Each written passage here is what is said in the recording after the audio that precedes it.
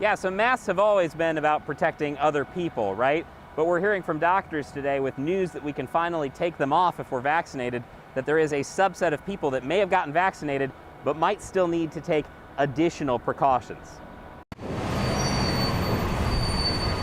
After months of mask mandates, expect to see more uncovered faces in Washington, with the CDC and state rolling back requirements for vaccinated people indoors and out.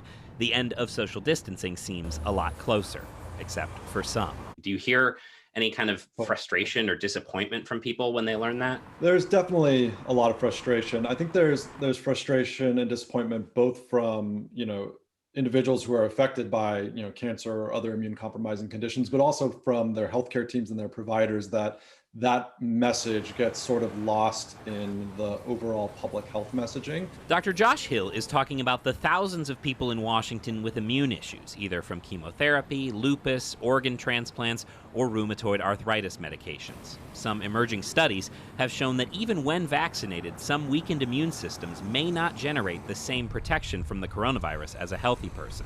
These people, Hill says, will need to keep being cautious as we learn more and even continue wearing masks. Unfortunately, it's get your vaccine, but then still continue to live your life as if you're not vaccinated. But he says people with compromised immune systems have always had to take additional precautions like avoiding crowds, though this does reinforce another reason to get vaccinated, to protect those around you. Really, that's the core of it, that the reason we need the general population to get vaccinated and to try to hit this, these aspirational goals to achieve some sort of herd immunity, if that's still possible, is to protect our vulnerable patient populations within the community who either can't get vaccinated for some reason or who may not have as good of a vaccine response and remain susceptible to infection. So that's really a critical piece of the messaging that I think sometimes gets missed.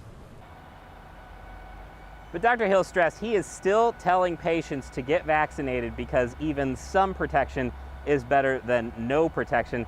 He also called for some compassion and empathy as people hit their own varying comfort levels, removing their masks as we get closer to normal.